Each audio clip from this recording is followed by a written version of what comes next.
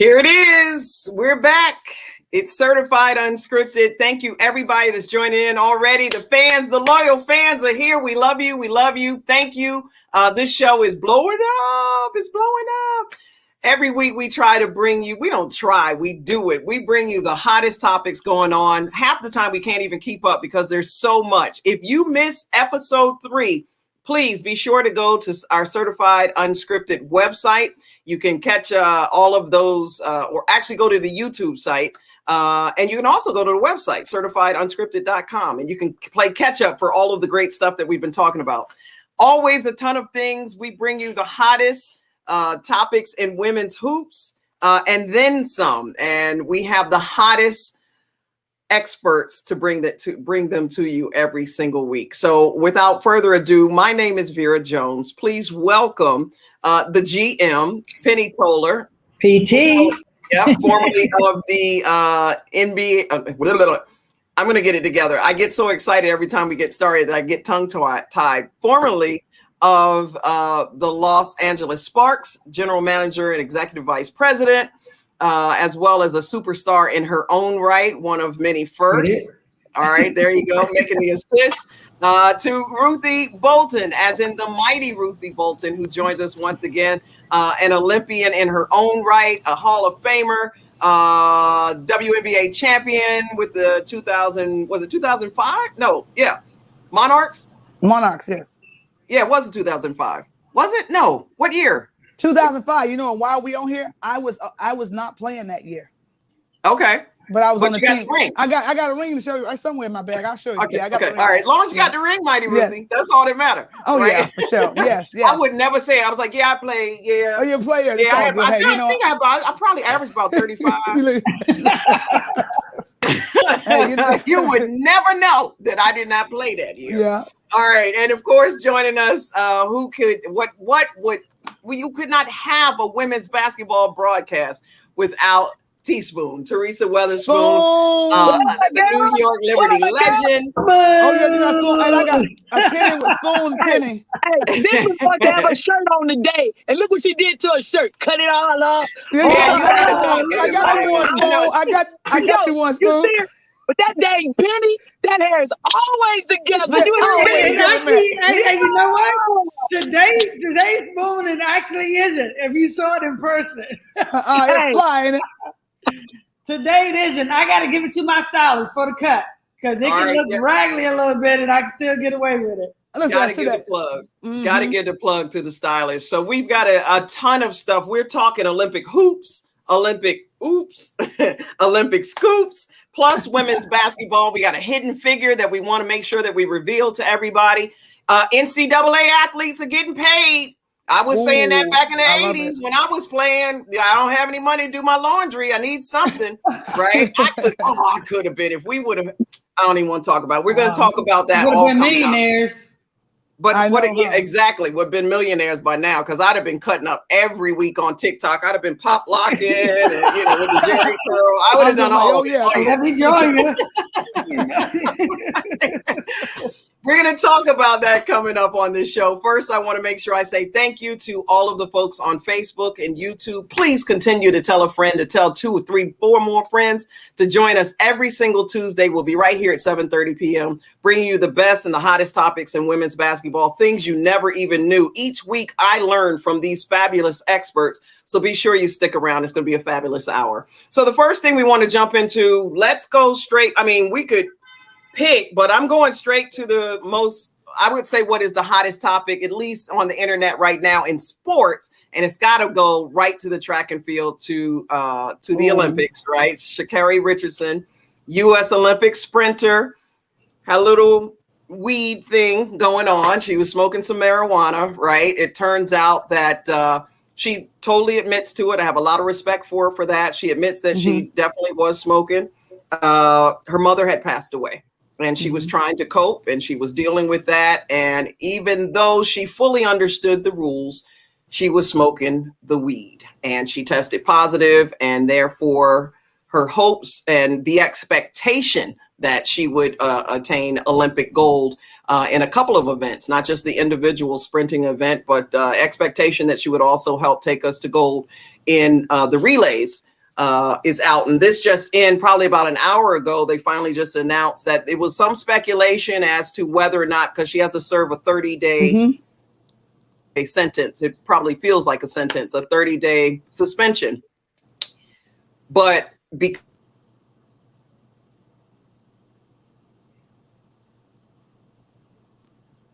Vera? Did we lose Vera?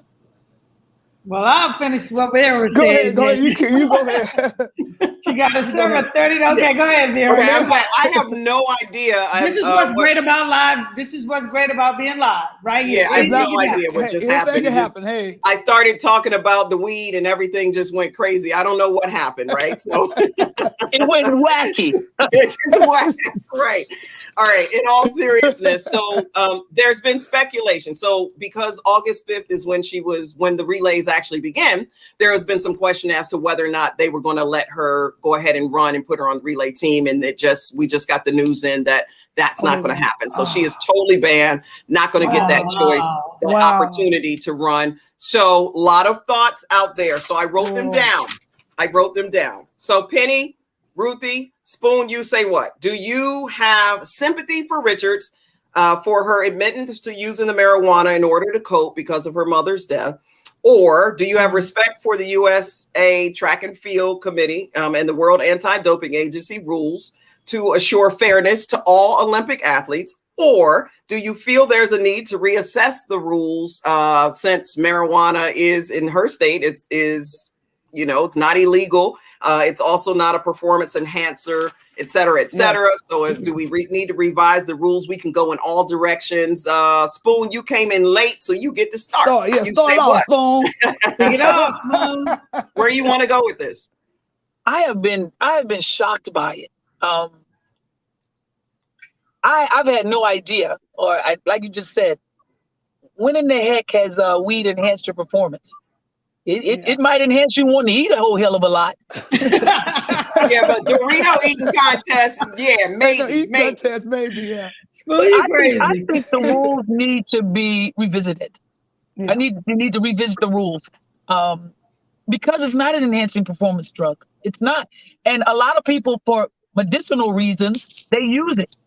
Yeah. But of course, she admitted, I have a lot of respect for her admitting what she has done. Yes. She took responsibility. She held herself accountable. All those things, I love that. I love that about her. But there was also a reason behind what she was doing. She was trying to cope with something that we never knew about, the hurt, the pain that she was trying to cope, run from, hide from, cover it, but then having to deal with it later once whatever happens. But the rules have to be revisited. It just has to be revisited because it's not a performance-enhancing drug. It's not. That just enhances your ass to want to eat. Let's say the GM. You heard, right? You heard that it just enhances your wanting. Yeah, right. A friend had told you. That's Penny. All I know. That's all I know. That's all I know. Believe that. You can put it in front of me. I'll be like, "Why are you picking this damn grass?" Penny, the GM. Man. You got a different take on this? What? No, I was kind of shocked. Everybody that knows me knows I don't smoke or drink. I remember one of my players asked me, couldn't believe I didn't drink. I told them, if I drink, don't y'all think I would be on the Alizé every day watching y'all? That's a good thing I don't drink or smoke because I would just be out of it every day watching the team sometimes. But anyway, I was shocked like Spoon because I'm saying to myself, okay, marijuana is legal now. So once marijuana went legal, and that's in not just America. I mean, I believe, I wouldn't know, all 50 states in America, I think it's legal right now. And in other countries, it was already legal. I was shocked because like Spoon, I would think it would have mellowed her out and not been ready for the race. So I was like, are we for real right now? And then I'm sad that she's not running because I'm going to tell you right now, anybody that wins a medal, being so competitive as I am, when you win that medal, it's going to be an asterisk beside your name because the best wasn't there. If I was competing against her, I would be begging the Olympic Committee, hey, let her run. Let her run because, I want to beat the best. And I can guarantee you when that race come up, it'll be more talk about her not being there than that race itself. So for me, I was stunned because if it's legal, I think the committee needs to go back and make it legal because it's not something that's making her faster.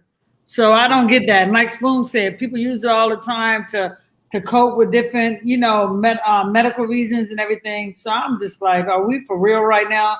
Maybe they just didn't want America to get another medal. I don't know. That's what I chalked it up to.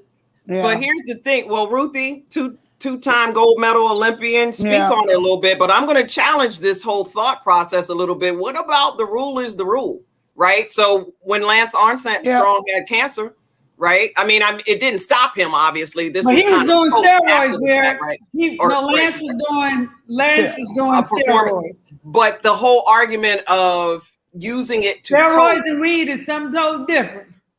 But the rule is, here's the thing, and I think one of the biggest arguments that's out there, and I'm gonna let Ruthie go on this, is, so that's why I said there's all kinds of different things. Number one, the biggest argument is, but she knew the rule, right? Yep. If you knew the rule, you knew the rule, right? That's what Biden said. Yeah. So, yeah. And that's what, So Ruthie, go ahead. The rule says no marijuana. That's what I'm saying. Does it read that? It says no marijuana. I'm asking. Is that what the rule says? No marijuana. It was on the banned substance list. Yes, it's a banned. A little more on that. Michael Phelps is on the record saying he smokes a lot of marijuana, but he stopped smoking it when he knows he has to compete. Yeah. And that's why she knew the rules back to what Vera was saying. I think, you know what, the way, being an Olympian, and I know they give us this big long sheet. Like sometimes you can't even eat a bagel with seeds on it. You can't even drink that formula. It's a medicine that has alcohol, so we have to let them know everything. But my thing is that I would give, it is sad and unfortunate. And when they was going to give her a penalty 30 days, I said, good. I said, but at least I thought she would still have time to come at least and compete. But like I said, I'm somewhat caught in the middle, but I really admire her for her being transparent and being honest. And then my heart goes out to her family and what she's had to go through. And I just think that, I think sometimes one of the disclaimer is, the one of the catch-22 is that when you do something like that for one for another, then it's like it start creating a lot of gray area. Right. But I think, like Spoon said, I do think since it's legal, like I say, ain't nothing I do. I wouldn't know if it was in front of me, but I think they do need to maybe reassess and because I think, to me, I wonder, would they like favoritism? But like I said, I know the rule is the rule. I feel bad for her and her family, and I just pray at this point, beyond the fact that she's not competing, something that she's worked hard for, that her family, that she can cope with her mom not being there and really find strength in that. To me, I know the Olympics, but finding strength and trying to deal with her mom passing. I know this adds to it, but she has been in my prayers, and it's an unfortunate thing that has to happen right now. Yeah, I think the biggest thing for me is that there was still hope that, like I said, that she would at least be able to go. She served her time. She admitted, she's going to serve, the suspension, the 30 days. But she would at least still be able to participate in a relay and have an opportunity to win a gold. For me, I think it sums it all up. I thought that would have been the win-win. I'm always looking for the win-win. You can't cheat the other. Okay, fine. It was a rule. You broke the rule. It wasn't on the list. And all of us, having coached or led organizations or whatever it is, that sometimes understands that those rules are put in place for a reason. Yeah. Part of which is to make it fair for everyone else that works and plays, right? Yes. But at the same time, you put a rule that said 30 days. So it's over. So I feel like she's still being punished for, you know what I mean? So I think the punishment. Yeah. I wonder, let me ask a question. Is that the international committee? Like that's who decided the international committee? Like no, the international committee definitely was the one had to establish that there was doping involved, that, whatever, that there was an illegal substance. The USA track and field had to make the call as to who makes the team. And the suspension came down as part of the whole, the Olympic committee, period. That's part of their rules. Yeah. Yeah. But see, that's the problem right there. We're talking rules or rules. Totally agree. And I think that with her coming forth and saying, yes, she did. She's taking responsibility. She's holding herself accountable. I think she's telling everybody right now, I broke the rules. Yes. I broke the rule. She took responsibility.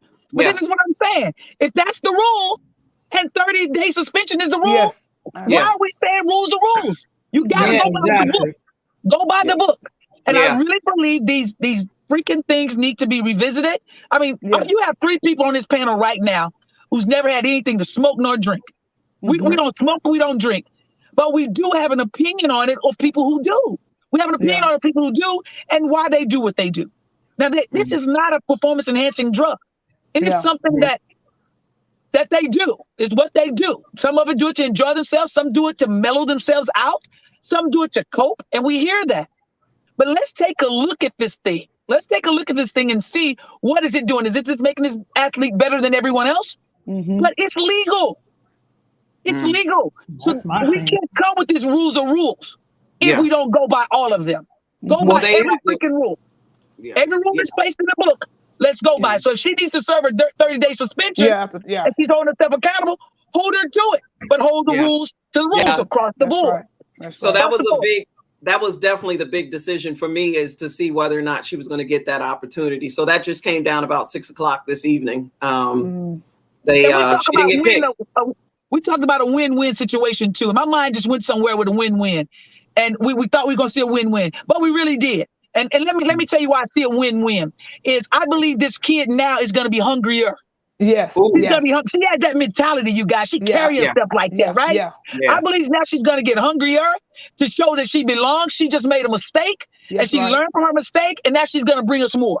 I think she's going to give us more by this entire situation. And see, I pray for that. Yes. I pray for that. But with me, it's so scary because we know as athletes, we one step off the curb from having an injury. Yeah, absolutely. 4 more years is a long time. Yep.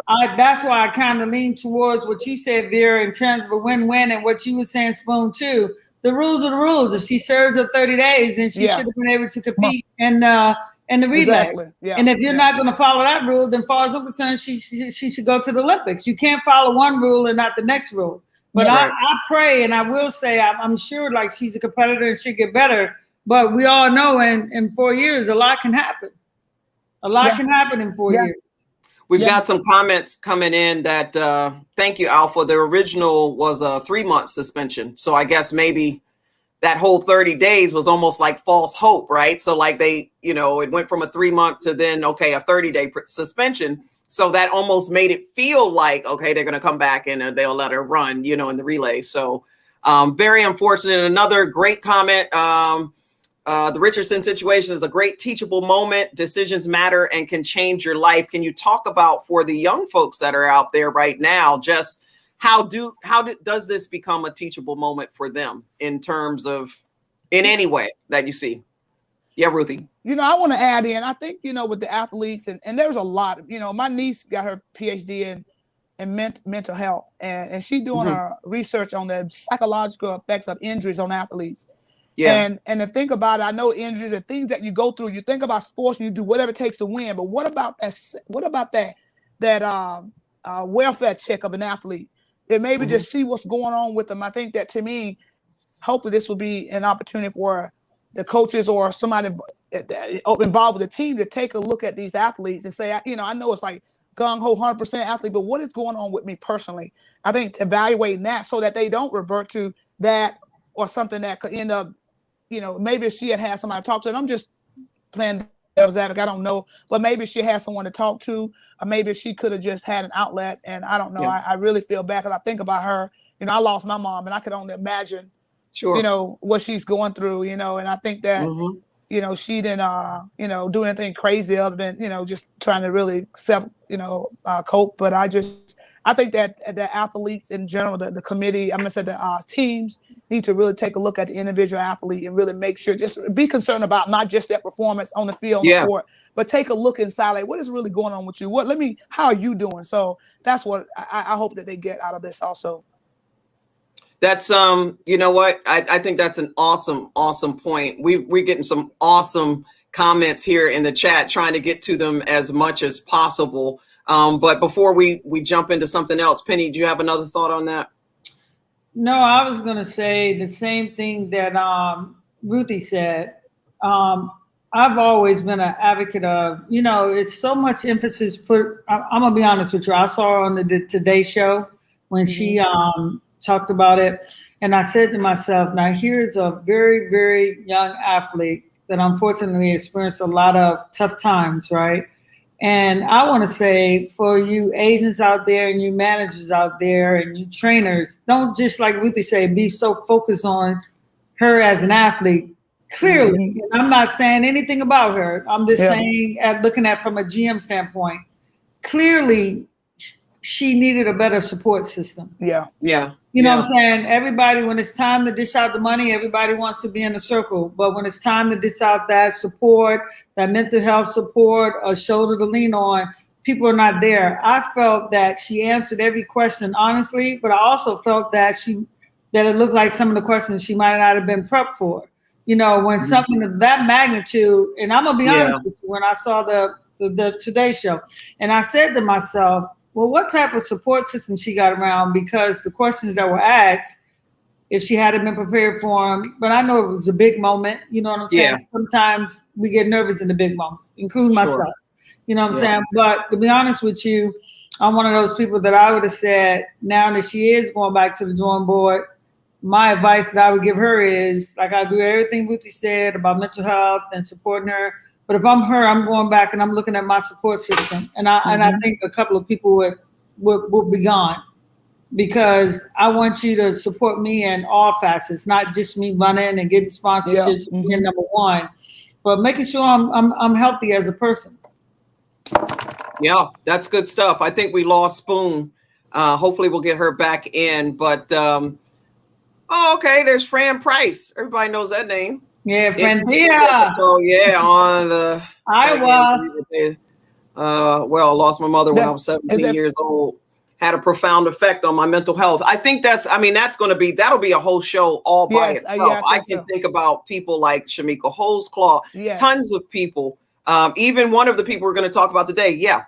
No, I'm just putting my finger up because, Vera, what a lot of people don't know is, and I find it funny when some people always think that I was born with a silver spoon in my mouth. No, I wasn't. My mom was a maid.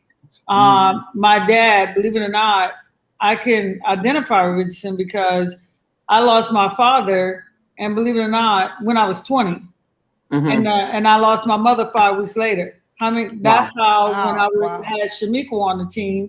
Yeah. And Shamika, when she got here, obviously, about her mental state, and she had told me, Penny, you don't understand. And I explained that too. We were sitting in the IHOP. Because I'm gonna be honest with you, I think she wrote in her book, Shamika was gonna quit. And she said, Penny, I'm not at practice. I said, me neither. She said, where you at? I said, I'm in the office. This was day one. And she said, I said, hey, meet me at the IHOP and at least, come tell me you're gonna quit in person. You know what I'm saying? Right. And we sat in the IHOP and she explained to her grandmother and how profound it was. And I said, Shamika, now I'm gonna share with you that I lost my father to cancer and my mother died of a heart attack 5 weeks later. Now, what are the chances? And she said, Pina, you making this up? I go, how can I make that up? And this is where I always try to tell people, everybody has a story. And I was only 20 years old. So imagine, I'm about to age myself, but anybody can Google this. My sister and I were just talking today. It's been, 35 years that I've been without my parents. Wow. But people deal with it differently. I dealt with it like I had to become something in order to validate my parents working so hard. My mom cleaning other people's houses. But it's difficult because you best believe when my mom died right afterwards, I'm going to tell you right now, I honestly said, they can't be a God. To dish out this type of punishment. I stopped going to church. I stopped doing everything because I was like, if there was a God, how do you bring this type of pain? Yeah. Well, I get it. So for her doing some marijuana, we're lucky she didn't do something bigger than that. Crazy. Yeah. Exactly. No, that's good stuff. That's good stuff. And I love the fact that we talk about this stuff. It's the side of basketball. It's the side of life that, a lot of times when I hear, it drives me nuts as I kind of segue into this next segment. When I hear people talk about how, kids are so privileged and they're so entitled, even though I'm going to be the first to admit, as a mom of a 23-year-old, it's a different generation. They are. It's a different generation. I will say that. But when you think about athletics and the pressure and the stresses and things we definitely dealt with, right, that are just now all coming to the forefront. in this generation, it is still frustrating to hear, the whole shut up and dribble the basketball, like you never ever have any other problems in the whole world. Like you're not human, right? That the only thing that you're responsible for doing is just playing your sport, and that's all to it. Well, obviously that has changed, because I'm going to segue. We're going to jump out of this and we're going to jump into another segment before we get into our WNBA segment. But real quick, one of the other things that has happened is about name, image, and likeness, the NIL at the NCAA, right? So now athletes have the ability to make some moolah. And so some of the argument there, take your pick, runs along the lines of, it's going to be unfair for the smaller schools because all of these big names are going to be making all this money. And so naturally, they're going to want to go to the schools where they can make the most money, and they're going to get the most visibility. And we're talking, major 6 figures and possibly 7-figure deals, right, along the line. But for many of them, it could just be thousands.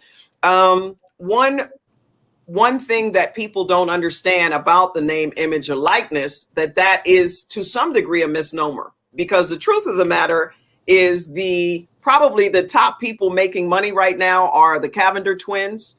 They have 3.3 followers on TikTok, 5 million between them. And they don't play for a Power 5 school. They play for Fresno State women's basketball, right? And literally, that's why I was making the comment earlier about Penny, about I could have been on there TikToking. They took off with their millions doing a little basketball routine to the chicken wing song. Chicken wing. I don't know if y'all know that song. Right? Like, I was like, really? Spoon, you crazy. They just got signed to Boost Mobile. Mobile. Way. Now they were on the day that they what was it? Was it July 1st? I guess was the official day that they released the whole NIL, and now athletes can start getting these endorsements from sponsors. And so in good faith, Boost Mobile actually chose those twins to be their representative. And you can make money if you've got a lot of followers online. This is something that didn't exist when we played. So talk a little bit about, still there might be some inequities that exist in terms of whether or not allowing athletes to get paid. Maybe you're getting more visibility in one school or another. Is that going to hurt the recruiting process? You've all been there. You say what? Spoon, you were an NCAA coach. What do you think? I would agree. It probably will hurt the smaller schools. Yeah. It probably would hurt the smaller schools because, recruiting is hard. I don't care if you are a big school. It's hard. Recruiting is very, very hard because it's about selling what your school has, and they want to know what can that do for them. And if it can't do anything for them, they're going to the next school. They're going to the next coach. They're going to the next move. It just is what it is. It will hurt recruiting. And I must say it will. But when it comes to your name, your image, and your likeness, and they're getting an opportunity to benefit off of that, I can't give it but a positive. I mean, we would have loved it. We would have loved to have had the opportunity. It's absolutely incredible. But like you just said, Vera, if you have, say you at a smaller school and you have followers on your Facebook page or Instagram page, I mean, you're loaded with them with millions, or you're going to be pulled to the side. They're going to come for you because now you can do something for them. Yes. You can do something for them with your followers. So that's why they bring them along too. Now, if they're in Fresno State and they don't have those freaking followers, come on now. They're going for their followers too. So they're looking at it to see how they can benefit from it as well. Of course. Right. Right. Penny, you got a thought?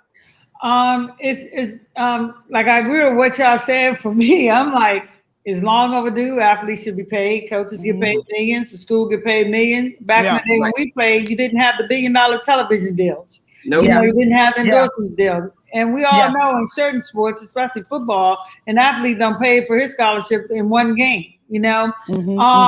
As far as big school versus little school, I kind of have a different point of view because I'm like you, Rita. I mean, Vera, if you could pop lock or do anything like my little niece be doing the funky chicken or whatever the dance is, if you got any niche whatsoever, and that's why they have the followers, because they have the niche that everybody wants to see.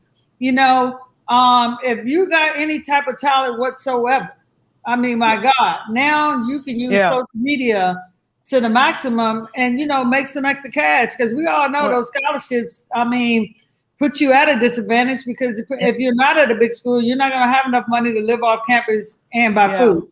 Yeah. So I'm happy that, to be honest with you, the HBC schools, we already know we about to see some Michael Jackson, some singing. Exactly. Nobody comes out of their bands. So if I had a big company, I'm going to get all the bands. Exactly.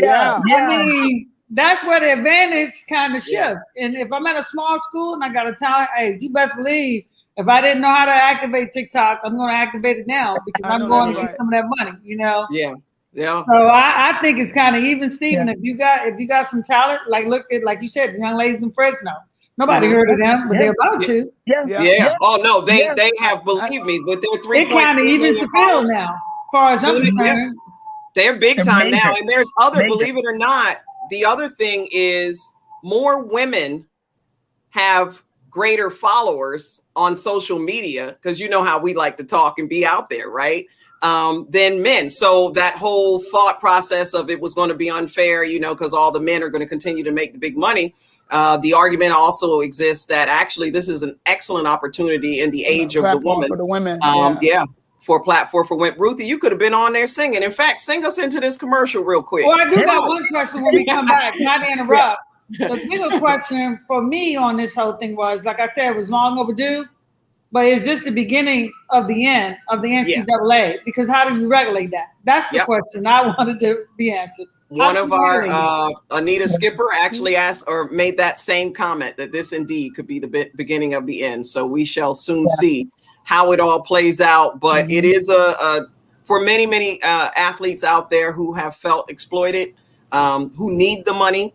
For whatever the case is, it probably is a really good day, but I'm sure the regulation process is on the way. We're going to be talking WNBA hoops. We're going to be talking about some history that you might not even know about. Great documentary out there that you have to go watch. People are asking about when we going to get Cheryl Miller on the show. When we going to get Cooper on the show. Where we go? I think Chantel Tremitier reached out to me and personally said, "When you gonna get me on the show?" I know, so we got we expect you. If Chantel's watching this show, we expect her to make one of those shots from the park where she be making. That's right. Exactly. All right, we'll be right back on the flip side. Don't you all go anywhere. Thanks for watching us. This is Certified Unscripted. In today's busy, fast-paced world, you need hydration that can go the distance with you. Face it, most sports drinks are more like soda. Many contain tons of sugar, artificial flavoring, artificial colors, and artificial ingredients, sometimes leaving you feeling sluggish, nauseous, and bloated. Well, there's a new sports drink in town, and she's got game. Introducing Electra, supernatural hydration for everyday doers, hustlers, and athletes.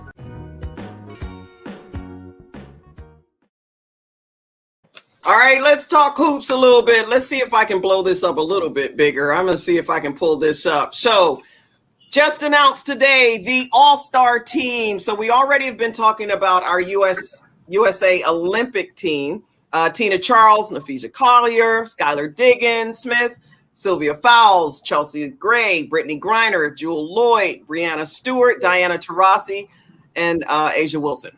Now, just today, they did announce the WNBA All-Star team who will be playing against them. So Kalia Copper. Do I have the whole list? I think I do. Wait a minute. I might have a.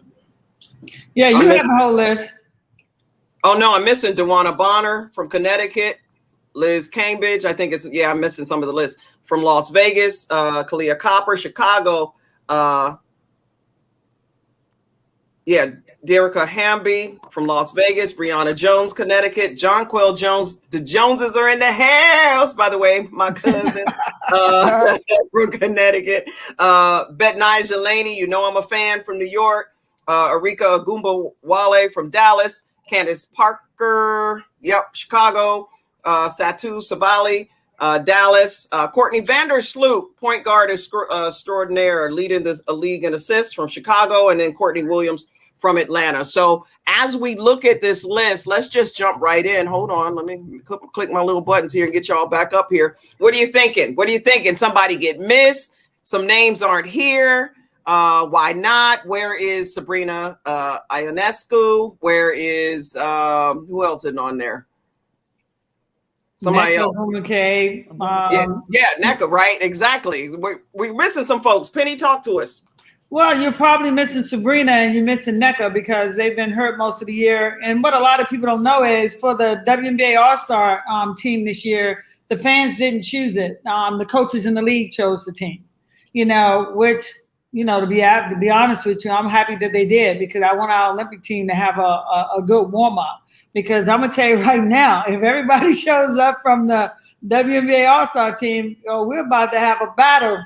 Really? In the desert, because I'm gonna tell you right now, my starting five would be Courtney Vandersloot, Enrique, or Courtney at the two. I'm talking about Courtney Williams from the ATL now, but let's just go Courtney Vandersloot, Enrique, DeWanda Bonner, Candace Parker, and Vera Jones. The only reason I didn't say Liz Cambridge is because I know the Australian national team is in Vegas, and they may not want her to play in the All-Star game, to play with the Australian national team.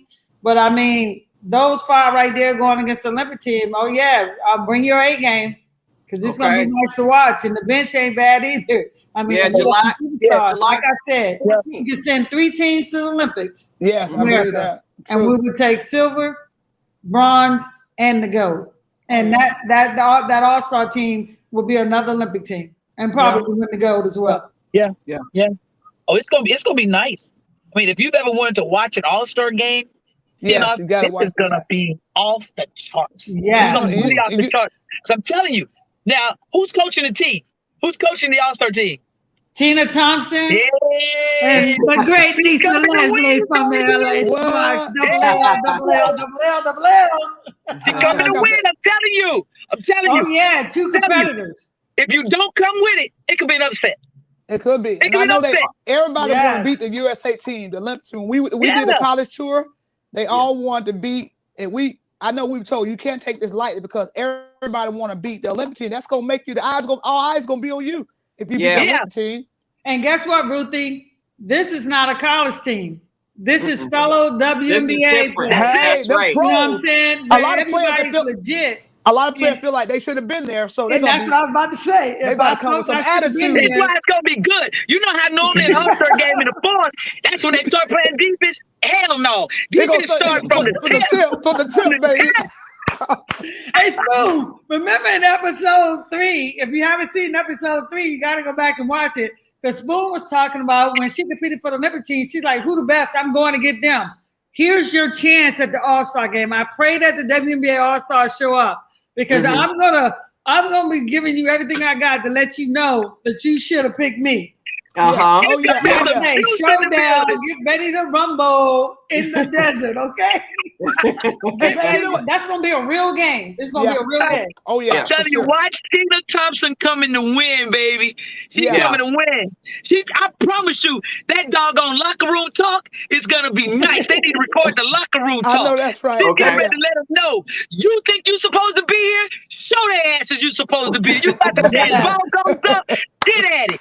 She coming with it, I'm telling you. Get at it. She said, get at it. Yeah, it's going to be fun. And I'm going to tell you right now, the Erica Hamby playing in front of her hometown, another Vegas. Courtney Williams, The Flash. I mean, Benaj Delaney, who's playing MVP caliber basketball. I mean, you got hungry people. I'm going to tell you right now, if I'm playing against you, 1, I'm going to try to beat you, and 2, I'm auditioning for the 2024 team? I know that's right. I'm auditioning for the next Olympics. Okay? Yeah. But I think, it's going to be a great platform for just women, great basketball, with the Olympic team and then just the WNBA, All-Star team. So it's going to be great basketball, basketball players playing the game that we all love. And you look back, it's like all these years, I cannot believe it's been so many years, but it's just going to be a great space for to see these women do their thing and see the talent that America has. And it's good. I do want to throw. I'm sorry, Ruthie. No, go ahead. No, I'm good. No, I was going to say, I do want to say one thing that I know it was just announced recently. And I know she took a lot of heat for some of the people that didn't make the Olympic team. But Carol Collins, who's been a part of the Olympic Committee and still will be a part of the Olympic Committee, but just will function on the committee side. She's stepping down after this. I know. I heard after Tokyo, this Olympics. And I just want to, give her an applause because that's a tough job to have.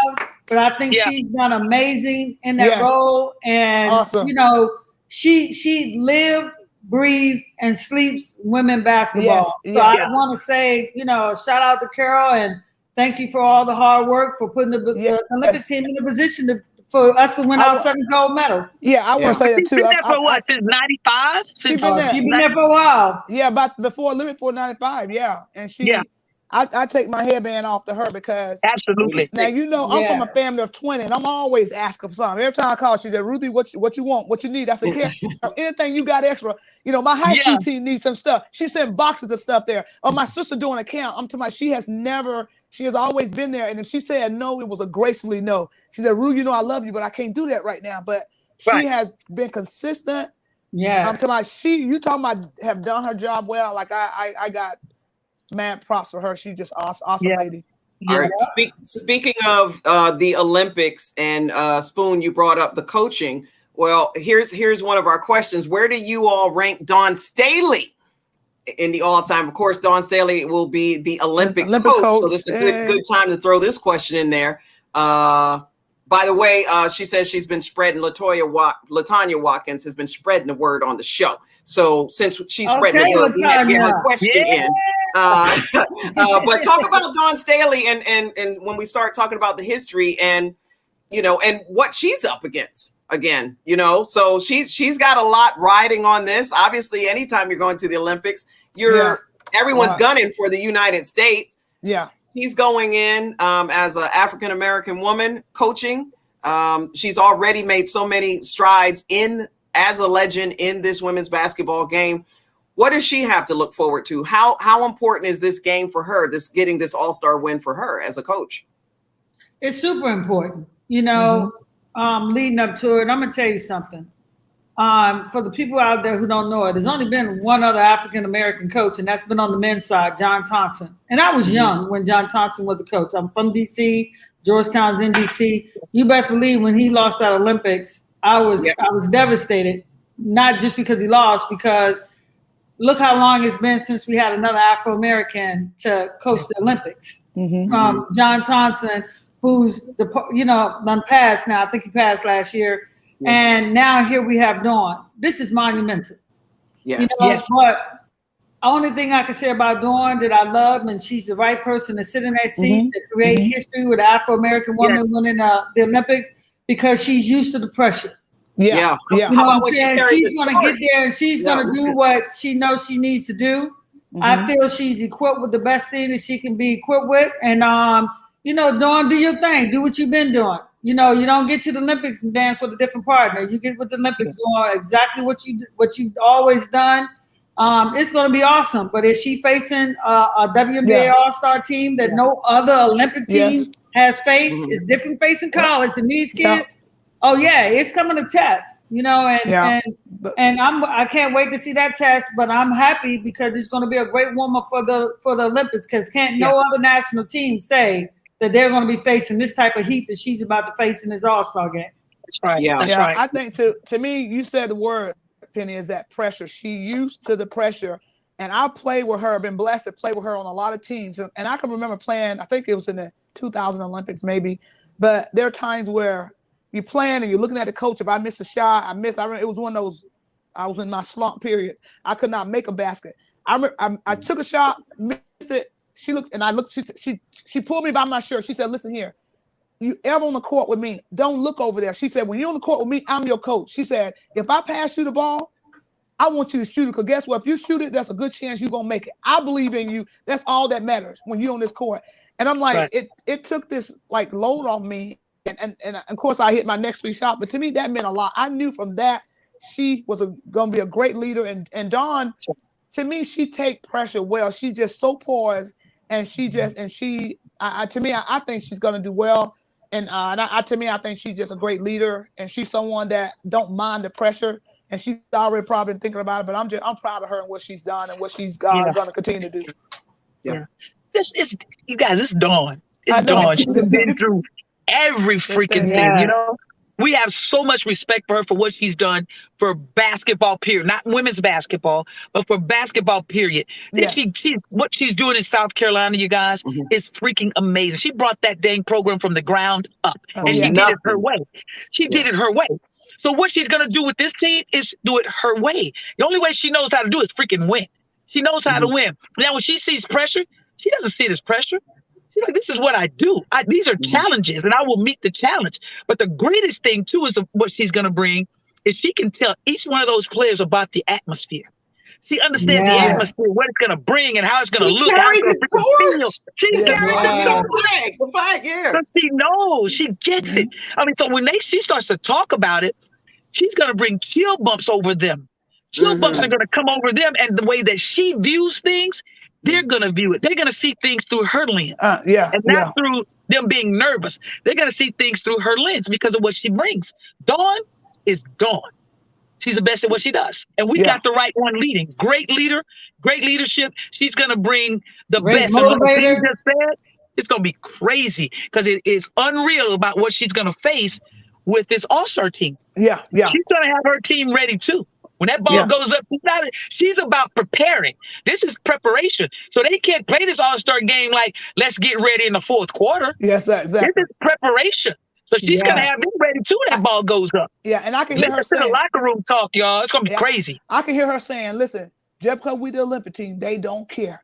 Just because we Olympic, she said, you cannot. She said, because we got this game won already, why should we play? They coming after us. So I do believe she's going to really get in their head and think about, hey, you know what? This is a step to us, getting ready for the Olympics. So it's gonna be a great night. And those players better be thinking, because you best believe those players is going to the All-Star game are going to show you why you should have picked them. So the players, if they better, like I say, they better come with it. I know, they better come with it, because if I was on the All-Star team, I'm going to prove to you that I deserve to be there. But Dawn is ready. I'm excited. I'm excited to watch the Olympics. I'm excited for the whole kid and caboodle. I can hear her saying, "Don't make it look like we taking the wrong team to Tokyo." Hey, that would be my thought. They got to mic this thing up, man. They got to mic this thing up. Hey, come on, Vera, you can't mic Dawn up. Y'all big time. Y'all got to send a memo over there. They got to mic this thing up in the locker room. They got to mic it up, man. You got to hear the locker room talk. Two players. They need to do the whole team. I know the whole team. And they need to do the whole All-Star team, because if I'm going in next, I'll be chopping at the bit. Come on, we just said, you guys, Dawn is going to tell her team, you better show them why you were chosen. That's right. Tina's telling them, you better show them why they should have chosen you. I know that's correct. Man, it's about to be nice. This is about to be nice. July 23rd, day before my birthday. Cards, letters, and money will work. Okay. July 23rd, opening ceremony of the Olympics. And of course, coming up, the WNBA All-Star Game is going to be on July 14th. So we got a couple of dates to keep in mind. The 14th, we'll be back on the air before that happens. So we'll definitely talk a lot more about the Olympics. We've got some great questions coming in about some great players like Yo-Yo, Yolanda Griffith. She was also one of my favorite bigs.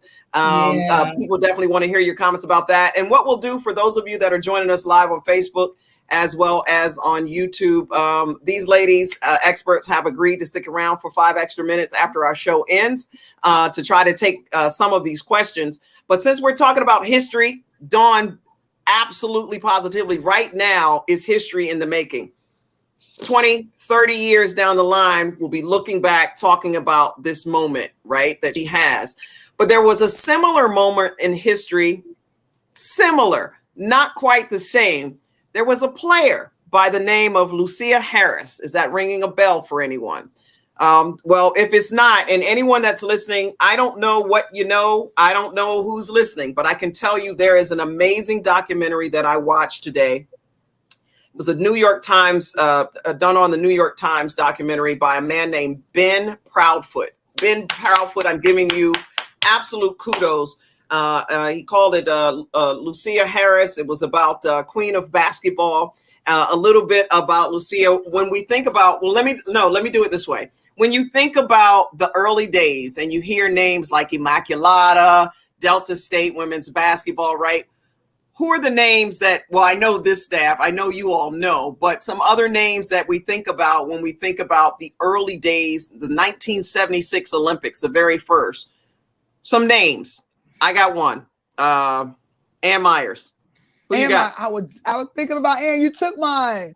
You're thinking Pat Head Summit. Pat Head Summit. Or what? It was just Pat Head then, right? Pat Head. Yeah, it was just Pat Head. Yeah. Was Blaine Gail Donovan, maybe. Gail Markey. Yeah, right. So you start thinking about this. Right. And no one's ever thinking about Lucy Harris, right? She was the very first Black woman inducted into the Basketball Hall of Fame. And so there's this documentary out there. She came from a big family. Ruthie, you'll appreciate that. 11 children. She couldn't hang with your 20. She couldn't compete, but she was still up there. She was still up there. Born in 1955 in Mississippi, right? Down in the Delta of Mississippi. She looked up to Bill Russell, Wilt Chamberlain, Kareem Abdul-Jabbar, and she said that her absolute favorite was Oscar Robertson. So when he actually had an opportunity to induct her or walk her down the aisle of the Hall of Fame, it's a beautiful, oh my gosh, you want to see a tearjerker story? Check this out. Wow, she scored 40 points in one game. And the whole, in one game, she scored 40 points and the opponents didn't even have 40, right? So really beat a whole team by herself back then, right? And she benefited, she talks about how she benefited from Title IX because Delta State was just forming their basketball team when she came on board. So she ends up going to the Olympics, but I don't want to kill the documentary. I want you to watch it and see it.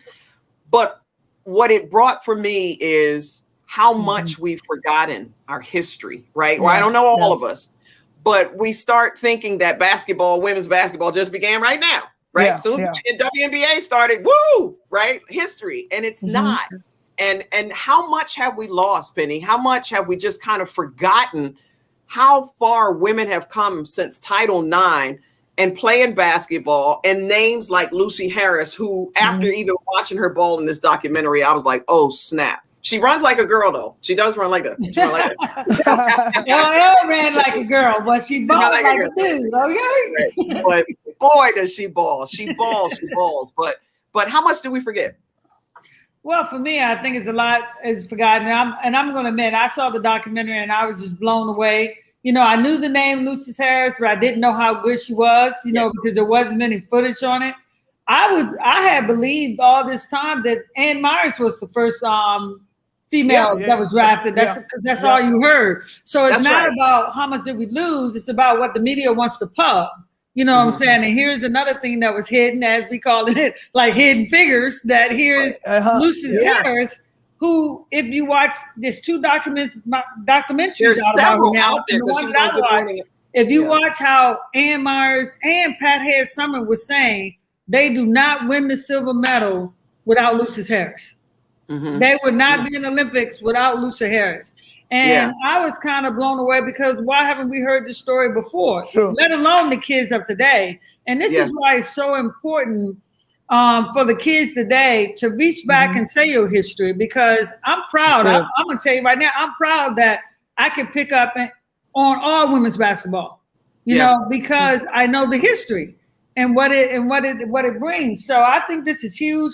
I learned something from the documentary. I didn't know she was the first female drafted. You know, I don't, playing homage to her, and then I'm a first female. Even Lynette Woodard. Yeah, she need to be talked about more. Yeah, she needed. Why ain't these players talked about? Right. Because we're gonna talk about them. That's one thing you're gonna get from this show. We're gonna talk about them. Because there's a disconnect. Like we always talk about. Disconnect. But is it racial? Hold on. Go ahead, Ruthie.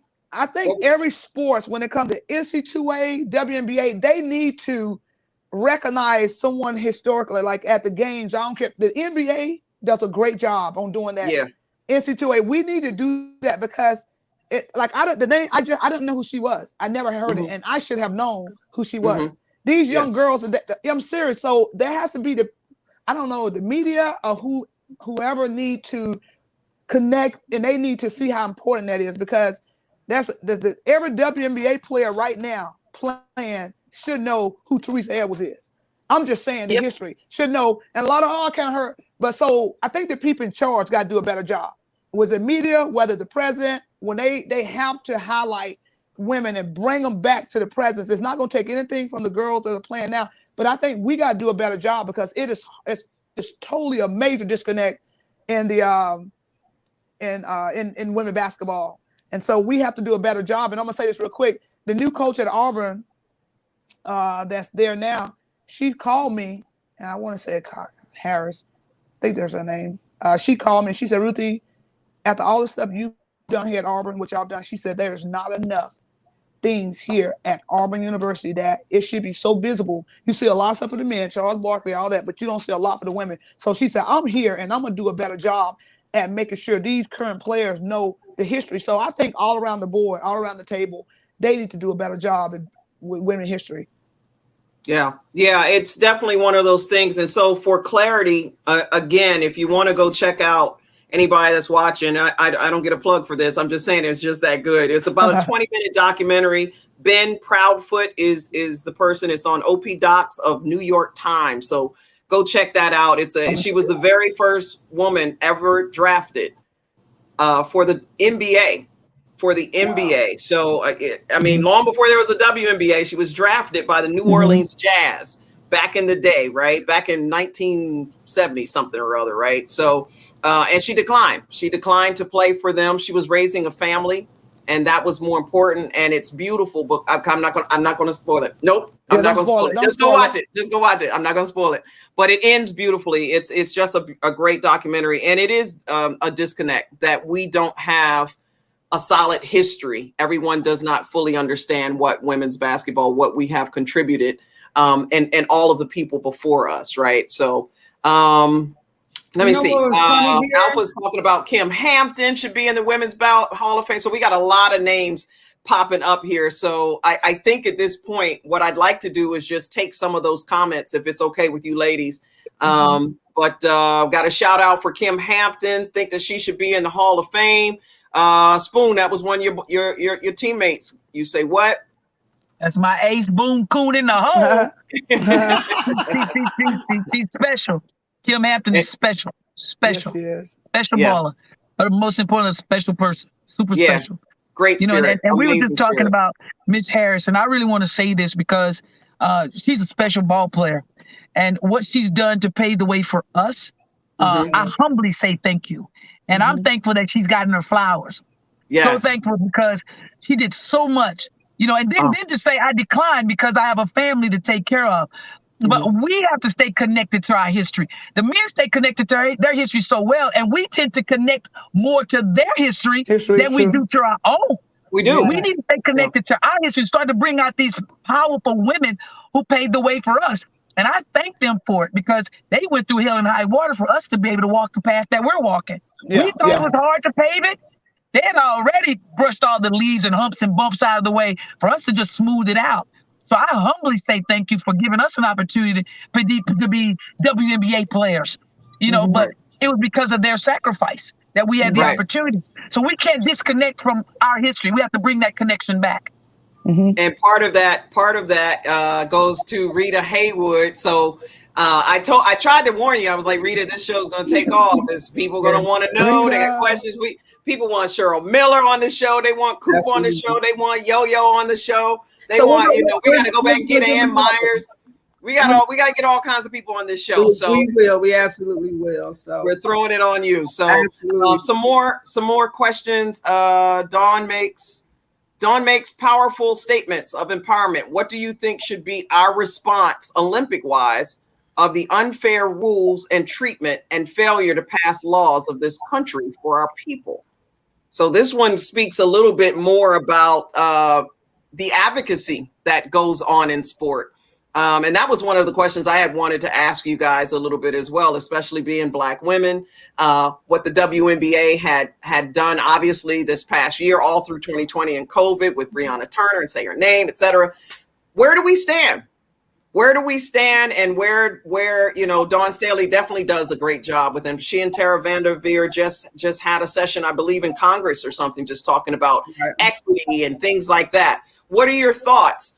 Do we automatically have to have a voice? Is that a prerequisite coming into the league and having this much exposure? Or do you take the Charles Barkley route that says, I'm not anybody's role model. That shouldn't be my job.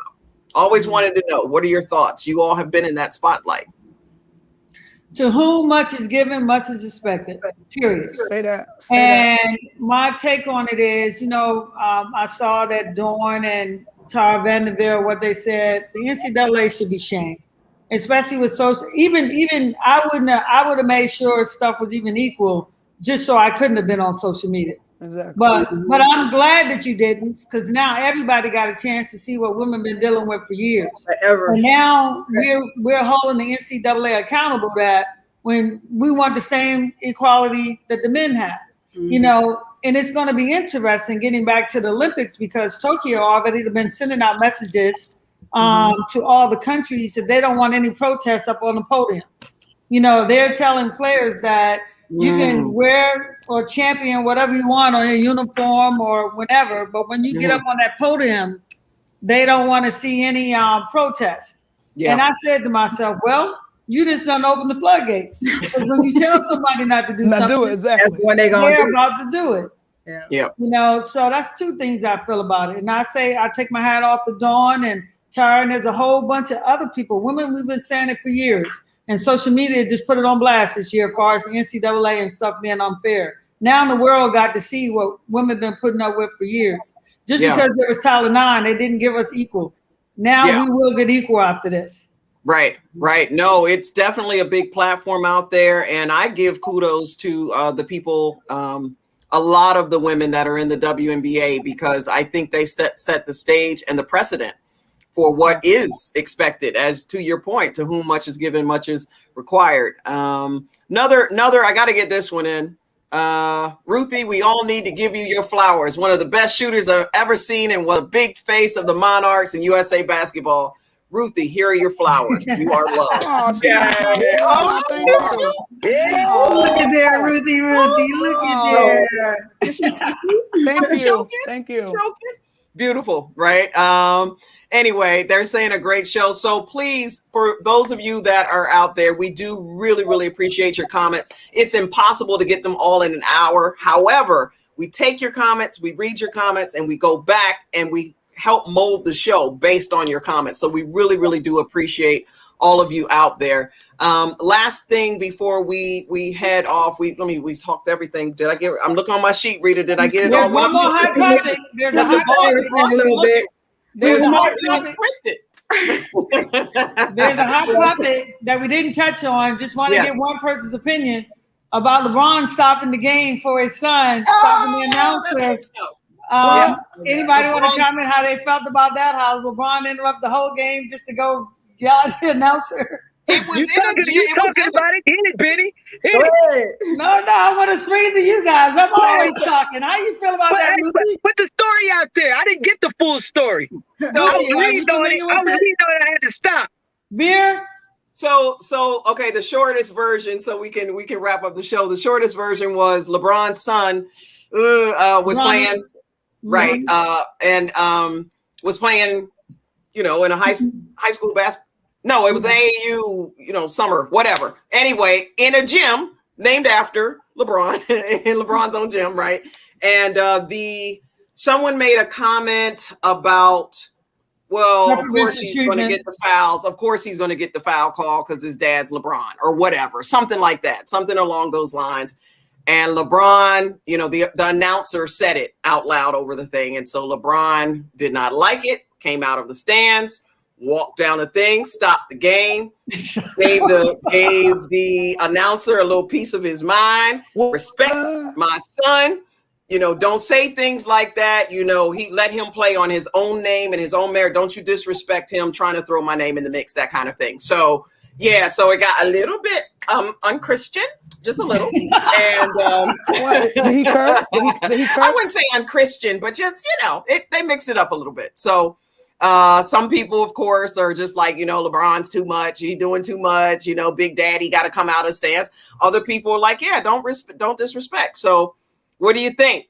They called LeBron the typical, kind of like a helicopter parent that, you said something about my child, I'm going to come say something to you. Thoughts? Well, if it had been anybody else, let's just face it in the room. If it had been anybody else, they would have threw the guy out the gym. Exactly. I think, to be honest with you, I think that put light on it where people just would have laughed it off and it wouldn't have been an issue. You know what I'm saying? Yeah. I've learned a long time ago that some things are only an issue when you're making an issue. Sure. But we all know that, if that had been anybody else's parent, they would have arrested him or threw him out. So I thought he made it bigger than what it really was. Even though the announcer might have been wrong, but it wouldn't even been noticed if they had kept the play going. Literally stopped the whole game. Maybe he should have talked to him. I don't fault him for saying something. Maybe he should have addressed it afterwards at a different time. Say, hey, from this, maybe if that's his gym, maybe call whoever's in charge. Say, hey, you know what? I don't like the announcers and whatever, and just address it that way. But just to stop it, I guess he LeBron's, he the king, so I guess he figured he could do it. That's his nickname, the king, whatever. Yeah. But then it approved, in a way, it kind of proves the announcer point of view. I'm just throwing that out there because true. Here's the preferential treatment that the whole game got stopped for one person. Yep. Yeah.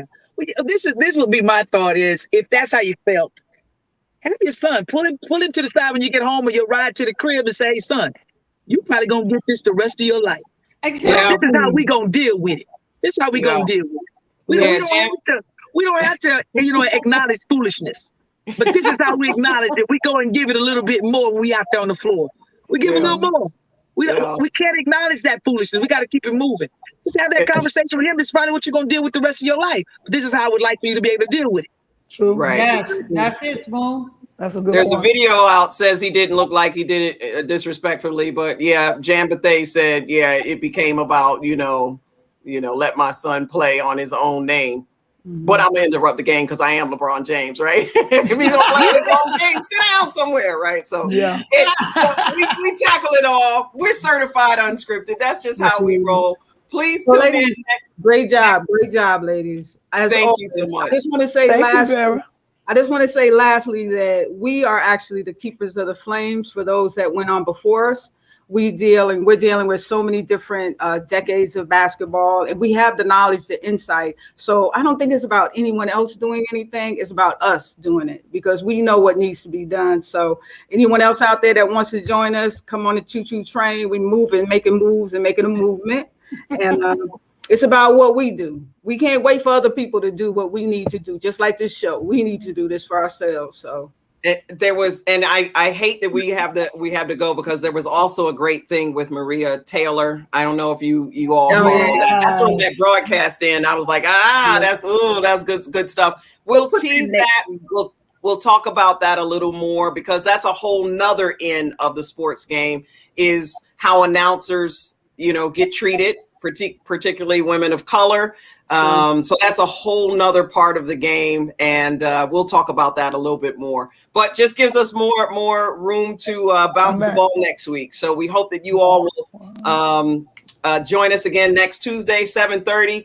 Quick thought, Ruthie, quick thought, Penny, quick thought, Spoon. Ruthie, you're up. My quick thought for all the women that have laid the foundation that don't get the credit. I just want you all to know what a difference you made in our lives. What a difference you made in our lives. You're the sunshine day and night. What a difference you made. What a change you have made in our lives. See, we could have got the We love you. We're going to go on that. What's right? I know that. I got you, Spoon. I'm going out. You almost joined in. You could have joined in, Spoon. Hey, Spoon and Penny. I got y'all right here together. A Penny and Spoon. Well, I got a Spoon. Spoon. For all of you out there, thank you for joining us. Thank you, Vera. You're awesome. Thank you, Rita. We are certified unscripted. Unbelievable. Y'all too much. We trying to be.